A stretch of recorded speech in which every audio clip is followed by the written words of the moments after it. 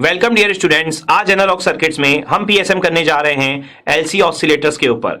After completing this PSM you will be able to explain the working of following oscillators: Hartley oscillator, crystal oscillator, Colpitts oscillator.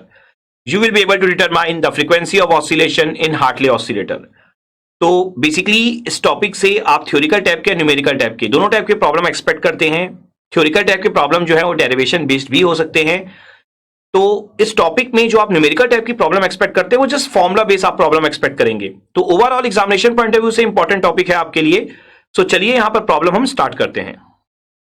So first problem है, draw the circuit of Hartley oscillator and derive the expression for its frequency.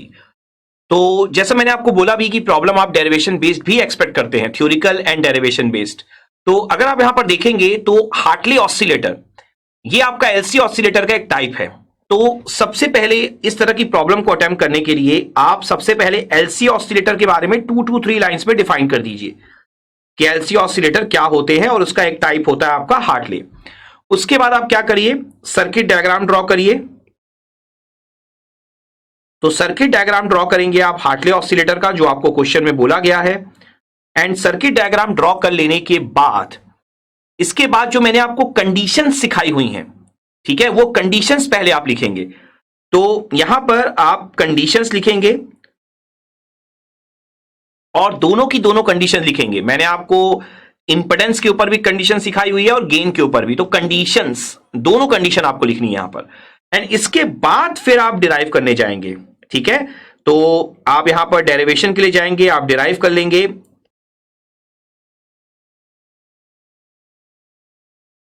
और derive कर लेने के बाद आप यहां पर finally जो फ्रीक्वेंसी ऑफ ऑसिलेशन है उसके फॉर्मूले को शो करेंगे, एफ नॉट के टर्म में भी और ओमेगा नॉट के टर्म में भी। दैट मींस आप हर्ट्ज के फॉर्म में भी शो करेंगे और रेडियन पर सेकंड के फॉर्म में भी शो करेंगे। तो अगर आप इस तरीके से यहां पर अटेम्प्ट करेंगे प्रॉब्लम को तो आपको यहां पर बहुत अच्छे मार्क्स मिल जाएंगे। नाउ जो नेक्स्ट प्रॉब्लम है, draw the circuit of Colpitts oscillator and derive the expression for its frequency, also derive the condition for necessary gain. तो एग्जैक्टली सेम प्रॉब्लम ही है जैसा मैंने आपको प्रॉब्लम नंबर 1 में बताया है, बिल्कुल सेम एक्सप्लेनेशन आपको यहां पर भी देना है। मींस कोलपिट्स ऑसिलेटर भी आपका एलसी ऑसिलेटर का ही एक टाइप है। तो सबसे पहले आप एलसी ऑसिलेटर को डिफाइन कर दीजिए शॉर्ट में। इसके बाद आप सर्किट डायग्राम ड्रॉ करिए कोलपिट्स ऑसिलेटर का। देखिए, चाहे लास्ट प्रॉब्लम हो चाहे ये प्रॉब्लम हो, सर्किट डायग्राम को थोड़ा सा आप एक्सप्लेन भी जरूर करिएगा। अगर आपको याद हो एलएम में, आप अपने नोट्स पे चेक कर सकते हैं, मैंने आपको कुछ इंपॉर्टेंट कंडीशंस बताई थी कैपेसिटर की पोजीशन से रिलेटेड। अगर वो पॉइंट्स आप नोट करके यहां दिखा देंगे ना तो इससे आपको बहुत अच्छे मार्क्स मिलेंगे, एक अच्छा इफेक्ट पड़ेगा आपके आंसर में। तो सर्किट डायग्राम को भी एक्सप्लेन जरूर कर दीजिएगा दोनों प्रॉब्लम में। एंड इसके बाद फाइनली आप यहां पर कंडीशंस लिखेंगे। कंडीशंस आपको दोनों लिखनी है, जैसे यहां पर तो आपको मेंशन भी किया है, गेन की कंडीशन भी आपको लिखनी ही है। तो कंडीशंस आप बता दीजिएगा, इंपेडेंस की भी और गेन की भी। एंड इसके बाद आप फ्रीक्वेंसी ऑफ ऑसिलेशन का फॉर्मूला डिराइव करके एफ नॉट या ओमेगा नॉट की वैल्यू शो करेंगे। और इसके बाद कोलपिट्स ऑसिलेटर में आपको एक याद हो अगर, तो कोलपिट्स ऑसिलेटर में एक डिसएडवांटेज भी था। तो यहां पर आप पूरा एक्सप्लेन कर ही रहे, तो इसका जो सबसे मेन पॉइंट है, इसका डिसएडवांटेज, वो भी आप शो कर दीजिए। भले ही आपको प्रॉब्लम में ना बोला हो, लेकिन आप 2 to 3 लाइंस में एटलीस्ट बता दीजिए कि कोलपिट्स ऑसिलेटर का डिसएडवांटेज क्या होता है। एक बहुत ही मेजर डिसएडवांटेज हमने एलएम में डिस्कस किया, आप देख सकते हैं, वो डिसएडवांटेज आप जरूर शो कर दीजिए, ठीक है। तो इस तरीके से आपको ये प्रॉब्लम यहां पर अटेम्प्ट करनी है। नाउ जो थर्ड प्रॉब्लम है, what is piezoelectric crystal, derive an expression for the ratio of frequency in series and parallel resonance in a piezoelectric crystal or explain the piezoelectric type crystal oscillator in detail। तो basically आपको यहां पर piezoelectric crystal, तो आप अगर समझेंगे तो crystal oscillator को आपको यहां पर डिस्कस करना है। बेसिकली क्रिस्टल ऑसिलेटर मैंने आपको बताया था कि वहां पर हम पीजियोइलेक्ट्रिक क्रिस्टल यूज करते हैं। तो जो आप क्रिस्टल ऑसिलेटर यहां पर डिस्कस करने वाले हैं, तो सबसे पहले आप यहां पर फिर से बता दीजिएगा एलसी ऑसिलेटर के बारे में, क्योंकि क्रिस्टल ऑसिलेटर भी एलसी ऑसिलेटर का ही एक टाइप है। इसके बाद आप सिंपल सर्किट डायग्राम शो करिएगा, जैसा आपने लास्ट प्रॉब्लम्स में भी किया हुआ है। सर्किट डायग्राम शो करने के बाद इसके बाद जो मैंने आपको इंपेडेंस निकाल के दिखाया था, वो आप जरूर शो करिएगा। लेकिन सर्किट डायग्राम में, जैसा मैंने आपको लास्ट की 2 प्रॉब्लम में बोला, सर्किट डायग्राम को एक्सप्लेन जरूर करिएगा, ठीक है। जैसे कि उसमें आर क्या था, एल क्या था, सी क्या था, सी डैश या C1 जो आप यूज करेंगे वो क्या था, पैरेलल प्लेट कैपेसिटर क्या था, क्वार्ट्ज क्रिस्टल क्या था, उसमें सारी चीजों को जो एक्सप्लेनेशन मैंने दिया है सर्किट डायग्राम में वो आप जरूर शो करेंगे यहां पर, जैसा मैंने आपको LM में बताया हुआ है। फिर आप इंपेडेंस निकाल के दिखा देंगे जैसा हम लोगों ने डिस्कस किया है, और उसके बाद आप यहां पर series resonance frequency and parallel resonance frequency का फॉर्मूला यहां पर शो कर देंगे जैसा हम लोगों ने LM में सीखा हुआ है। इसके बाद आप देखेंगे तो हमने LM में रेशियो नहीं निकाला है, लेकिन हमने FS और FP की वैल्यू निकाली है, वो हमने लिखी हुई है।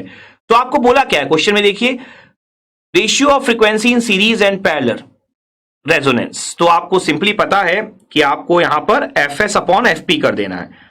तो ऑलरेडी हमने FS और FP दोनों की वैल्यू लिखी हुई है, आप नॉर्मली बस डिवाइड करके उसे शो कर सकते हैं, तो आपकी प्रॉब्लम जो है यहां पर फिनिश हो जाएगी।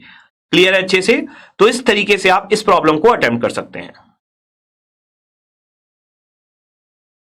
नाउ जो नेक्स्ट प्रॉब्लम है, हार्टले ऑसिलेटर सर्किट है C equal to 500 picofarad, L1 is equal to 20 milli henry and L2 is equal to 5 milli henry. Find the frequency of oscillation. तो आप देख सकते हैं कितनी इजी प्रॉब्लम है, जस्ट फॉर्मूला में आपको वैल्यू पुट करनी है। तो यहां पर अगर आप देखेंगे आपको गिवन क्या क्या है, आपको यहां पर गिवन है C 500 पिकोफैरेड,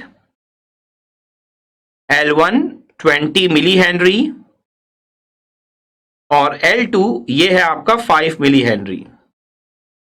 तो आपको पता ही है कि फॉर्मूला आपको कौन सा यूज करना है। तो F नॉट का फॉर्मूला आपने जो लिखा हुआ है 1/2 pi under root L1 plus L2 into C, आप अपने नोट्स में चेक कर सकते हैं, ये फॉर्मूला हमने डिराइव भी किया हुआ है। तो 1/2 पाई अंडर रूट, आप देख सकते हैं, एक बात पे आपको केयरफुल रहना है कि यूनिट्स जो हैं वो सबकी अलग अलग है, मींस इंडक्टर के अलग है, कैपेसिटर के अलग है, तो आपको यूनिट्स को यहां पर सेटिस्फाई कराना होगा। तो 20 प्लस 5, ठीक है। तो यहां पर अगर आप इसे मिली को नॉर्मल हेनरी में कन्वर्ट कर दें तो क्या लिखेंगे, 10 की पावर -3। इसके अलावा अगर आप देखें C, तो C कितना है आपका 500 पिकोफैरेड, अगर आप इसको नॉर्मली फैरेड में लिख दें तो क्या लिखेंगे, 10 की पावर -12। तो आपको बिल्कुल केयरफुल रहना है यूनिट्स के लिए। तो यहां पर अब अगर आप कैलकुलेशन कर लें तो 1/2 पाई अंडर रूट 25 इंटू, अगर आप देखें यहां पर तो 500 को आप 5 लिख सकते हैं और 10 की पावर -15, तो 100 यहां पर सेटिस्फाई हो जाएगा, आपका एडजस्ट हो जाएगा। तो 10 की पावर -13 ये आपका बचेगा यहां पर। तो इसको अगर आप कैलकुलेटर से सॉल्व कर लें तो ये वैल्यू जो आपकी आ रही है, ये आ रही है 45 इंटू 10 की पावर 3 हर्ट्स। तो इसे आप क्या लिख सकते हैं, 45 किलो हर्ट्स। तो ये आपका फाइनल आंसर बन जाएगा। लेकिन अगर आपको एग्जाम में ओमेगा नॉट पे भी शो करना हो तो आप सिंपली बस क्या कर सकते हैं, यहां पर 2 पाई इंटू 45 किलो हर्ट्स की जगह आप क्या लिखेंगे, अब रेडियन पर सेकेंड। तो यहां पर आप इसे क्या लिख सकते हैं, 90 पाई रेडियन पर सेकेंड। तो 90 पाई रेडियन पर सेकेंड आप यहां पर इस तरीके से भी शो कर सकते हैं, या आप चाहें तो सिंपली F नॉट के फॉर्म में भी शो कर सकते हैं। तो बहुत इजी प्रॉब्लम है, बहुत कम मार्क्स में आप इस तरह की प्रॉब्लम एक्सपेक्ट करेंगे। तो आई होप आपको ये प्रॉब्लम भी यहां पर क्लियर हो गई होगी।